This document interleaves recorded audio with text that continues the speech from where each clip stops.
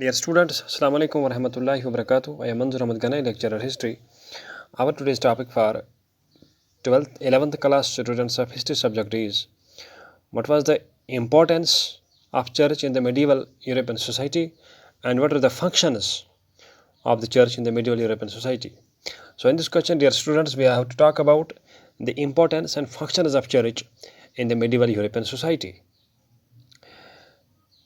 The institution which had the deepest impact or the medieval European society, or the institution which was most important in the medieval European society, was the church.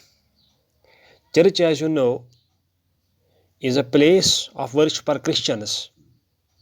But this church did not remain only a place of worship.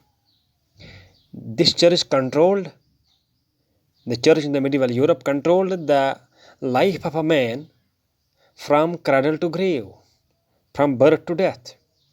The church had its own rules and regulations. Church had its own courts. No one could ever dare to violate the rules and regulations formed by the church.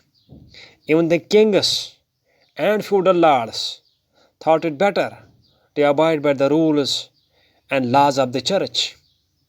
In any case of violation, the offender was severely punished by the church.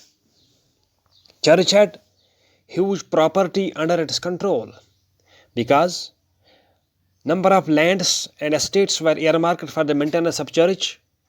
People used to give grants to the church, charity to the church. As a result, the biggest lord, the richest institution in the European history during medieval periods was the church. And the church controlled the complete society of the Europeans in the medieval ages. The important functions which church performed in the society can be described as under. Number one, church formed several social and religious rules for strict adherence and obedience by one and all.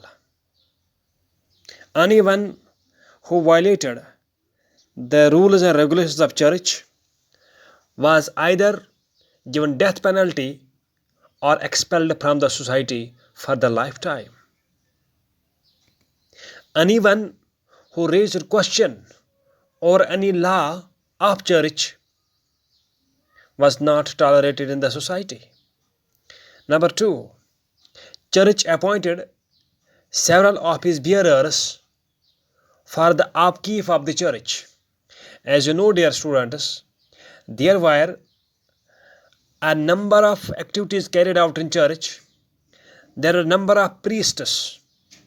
As you know, there was pope, there were bishops, there were archbishops, there were priests, there were other religious personalities in the church, and there were several other institutions working in the church. And for running all the all system of the church, and also there were huge land properties associated with the churches. There were donations made to the churches.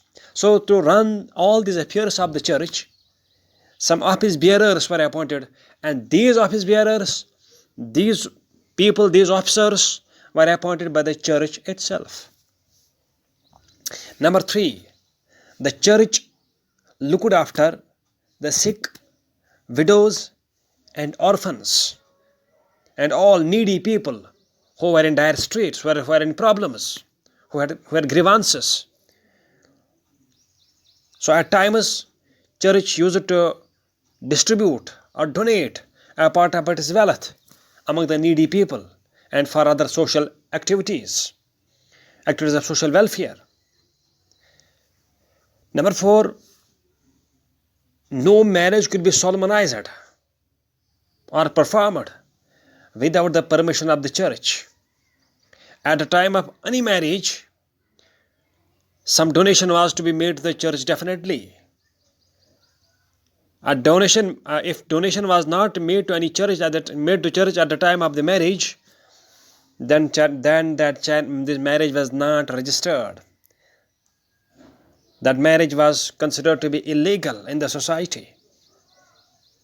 Number 5. Church also dealt with the matters when anyone challenged the authority of church, and more particularly when anyone challenged the Christianity as a religion. Such people were given heinous punishments and sentences by the church. Next, an important function of the church was collection of 10% of production from the peasants as a fees, as a tax from the people to maintain the church. And this tax of 10%, which was collected by the church from the peasants, from the cultivators, was known as tithe. 7. Another important function of the church was to collect charities and donations offered by the faithful people. Number 8.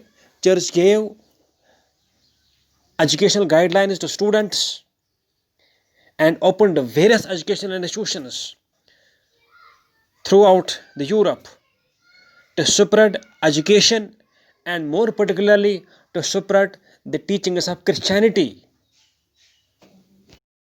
Next,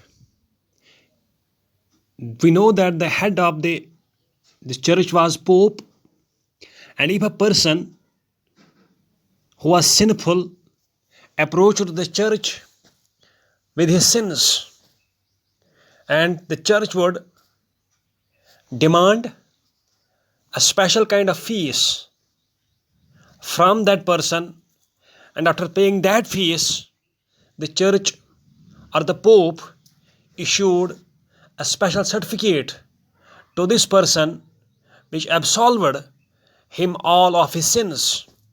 And this certificate, through which church absolved the person of his sins after paying the special amount as a fees, this certificate was known as indulgence. Thank you.